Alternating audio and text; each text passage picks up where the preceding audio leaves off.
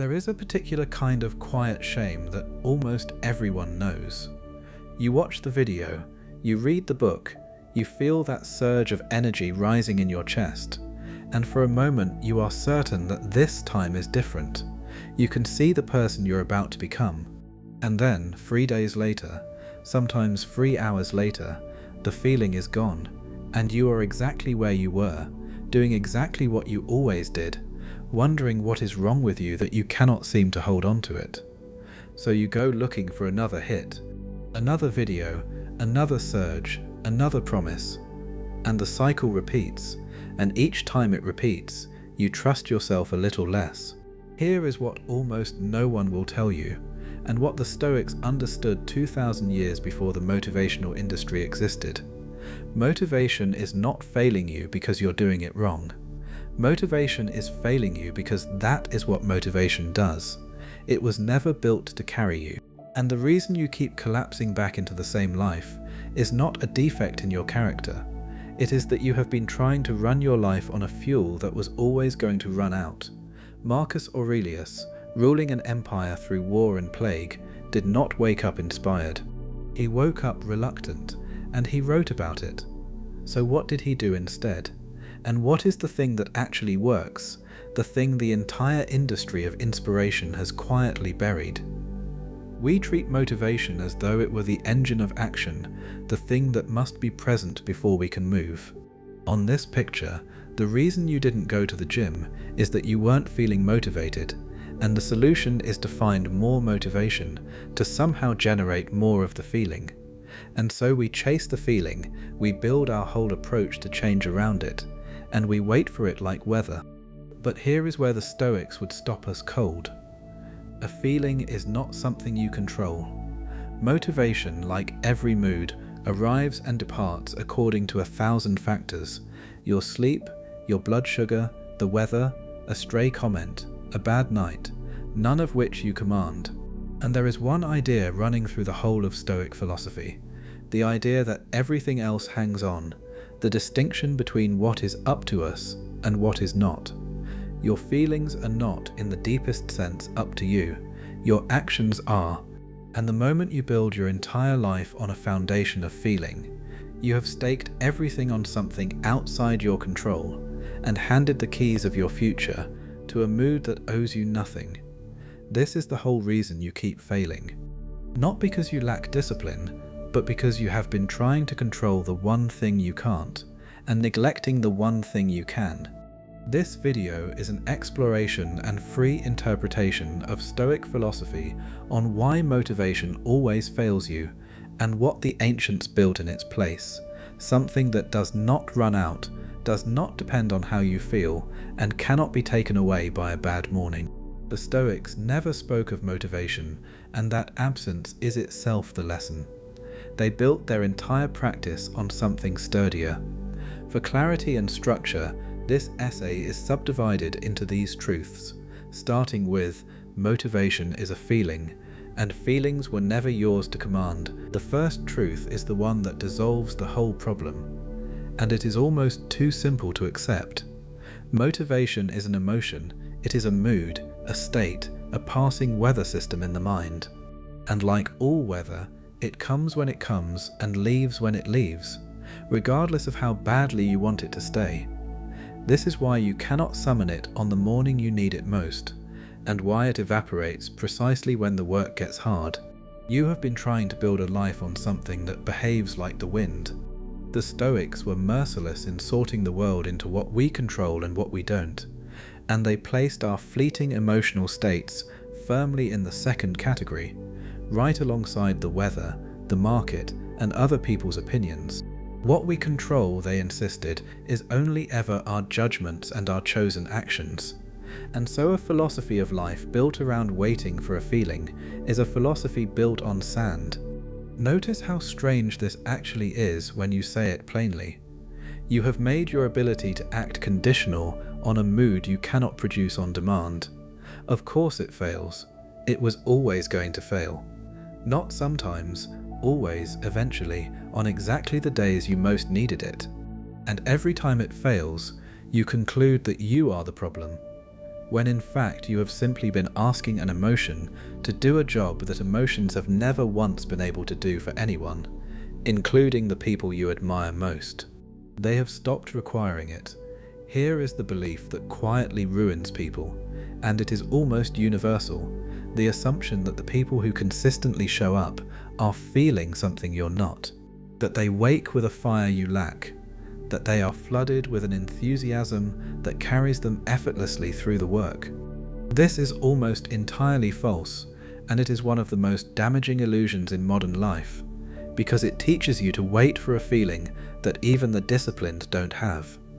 Marcus Aurelius ruled the greatest empire on earth, and he had to talk himself out of bed in the morning like everyone else.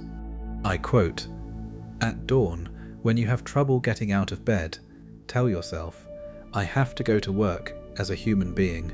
What do I have to complain of if I'm going to do what I was born for? Or is this what I was created for, to huddle under the blankets and stay warm?" End quote. Read that again and let it land properly. The Emperor of Rome, the man we hold up as an icon of Stoic strength, is lying in a warm bed, not wanting to get up. He is not motivated. He feels exactly what you feel. The difference, the entire difference, is what he does next. He does not wait for the feeling to change. He does not lie there, hoping inspiration will arrive to lift him. He acknowledges the reluctance plainly, argues with it briefly, and then he gets up anyway, unmotivated, and does the work. This is the truth the inspiration industry cannot afford to tell you, because there is no product in it. The people who show up consistently are not riding a wave of feeling you were denied. They have simply severed the link between how they feel and what they do. They get up reluctant. They train unmotivated. They write when the words feel dead. And in doing so, they discovered the thing you have been searching for in all the wrong places, not more motivation, but freedom from needing any. You were never supposed to obey your moods. There is a quiet assumption underneath the motivation trap, and it is worth dragging into the light, because once you see it, you cannot unsee it. The assumption is that your feelings are instructions, that when the reluctance arrives, it is telling you something authoritative about what you should do, that "I don't feel like it" is a legitimate verdict rather than merely a sensation passing through. The Stoics rejected this completely. They taught that between the impulse that arises and the action you take, there is a gap, and in that gap lives your entire freedom as a rational being. The feeling of not wanting to is simply an impression, no more binding than a cloud passing overhead, and you are not obligated to obey it any more than you are obligated to act on every stray thought that enters your head. Marcus, in the very passage where he tells himself to concentrate on the task in front of him, includes a phrase that could serve as the epitaph for the entire motivational industry. I quote, "Stop letting your emotions override what your mind tells you." End quote. There it is. Your mind knows what needs to be done. It has known for months. It is your emotions that keep vetoing it, and you have been treating that veto as legitimate. The Stoic fix is not to stop having the feelings, which is impossible, but to demote them, to strip them of their authority, to let them speak without letting them decide. The reluctance can be fully present, loud, insistent, and completely real, and you can move anyway, because it was never a command, it was only ever a suggestion, and you were always free to decline it. The day you stop treating your moods as orders is the day you stop being governed by them. Action produces the feeling, not the other way round. Here is where the entire logic inverts, and this is perhaps the single most practically useful thing in the whole Stoic view of it. You have been waiting to feel motivated so that you can act. But look honestly at your own experience, and you will find, almost every time, that the feeling came after you started, not before. The dread before the workout dissolves 10 minutes into the workout. The resistance to the blank page melts once the first paragraph exists. The reluctance to begin the difficult task is at its absolute maximum in the moment before beginning, and it collapses almost immediately once you are in motion. Motivation, it turns out, is far more often a consequence of action than a prerequisite for it. And this means that waiting to feel ready is the most reliable way to guarantee you never will, because the feeling you're waiting for is manufactured by the very thing you're refusing to start. Marcus understood that the work is done by attending fully to what is in front of you, right now, rather than by summoning some prior state of enthusiasm.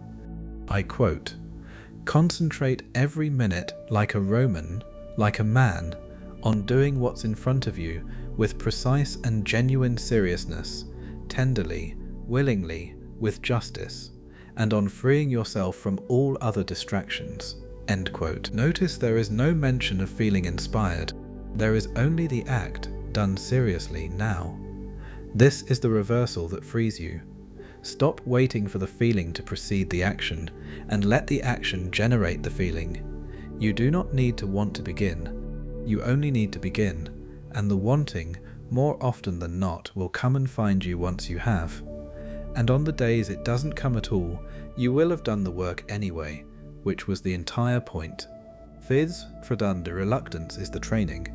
It is not a sign you're failing. Every time the resistance shows up, you interpret it as evidence that something has gone wrong, that you're not cut out for this, that you lack the fire, that the absence of enthusiasm means you should quit or wait for a better day. But the Stoics read that exact sensation in the opposite way. To them, the moment of difficulty was not a malfunction. It was the entire arena in which a person is made. Epictetus taught his students to greet every hardship not as an obstacle, but as the very thing they had been preparing for. I quote, "What ought one to say then, as each hardship comes? I was practicing for this, I was training for this." End quote. Apply that to the moment you don't feel like getting up, don't feel like starting, don't feel like continuing. That reluctance is not a verdict on your character. It is the weight on the bar. It is the resistance against which the muscle of self-command is built. And without it, there would be no training at all. Anyone can act when they feel like acting. That requires nothing and builds nothing. The only reps that ever count are the ones you do when you don't want to. This means that the very moments you have been reading as proof of your failure, the mornings you don't want to move, the evenings the work feels dead, are in fact the only moments that were ever going to make you strong. And it means something else, something almost liberating. You were never actually failing. You were standing at the doorway of the training, mistaking the difficulty for a sign to turn back, when it was the sign that you had finally arrived at the place where growth happens. 6. What replaces motivation is a decision, and decisions don't run out. If motivation cannot carry you, what can? The Stoics answer with something that sounds unglamorous and turns out to be unbreakable. Not a feeling, but a commitment, a settled decision about who you are and what you do, made once in the calm and then simply lived out regardless of mood. Epictetus laid out the sequence with total clarity. I quote, "First say to yourself what you would be, and then do what you have to do." End quote.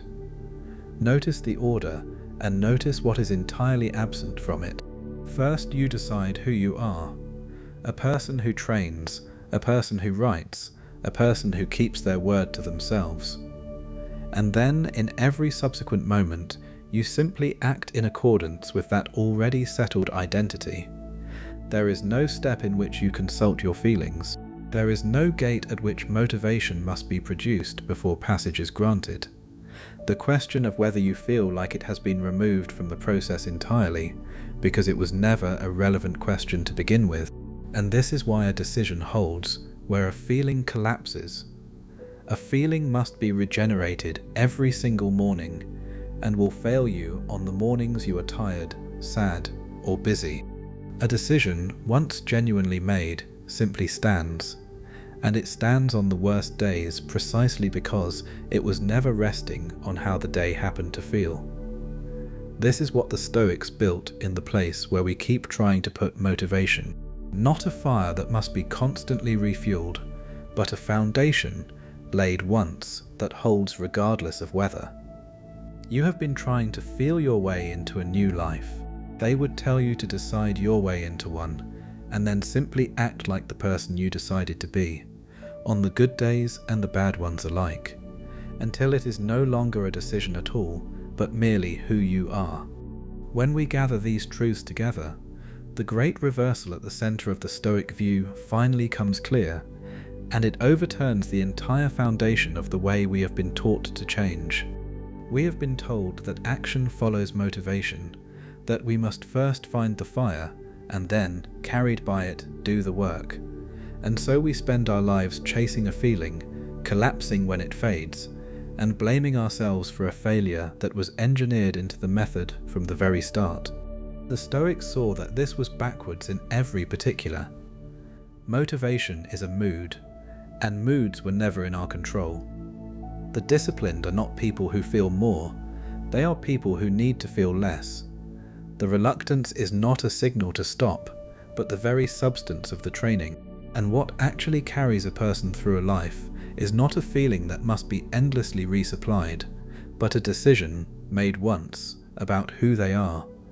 A decision that holds on the cold mornings, the exhausted evenings, and all the ordinary days when no inspiration comes at all. This is why the motivational surge always betrays you, and why it always will. You have been trying to build a permanent structure out of weather. Marcus Aurelius did not conquer his mornings because he felt like it. He conquered them because he had decided, long before the alarm, what kind of man would be getting out of that bed. And here is the final turn, the one that changes everything. You do not need to wait another single day for the feeling to arrive. It was never coming, and it was never necessary. The action was always available to you, right now, exactly as reluctant as you are. That was the whole secret. You were never missing the motivation. You were only ever waiting for permission you did not need. Thank you for watching.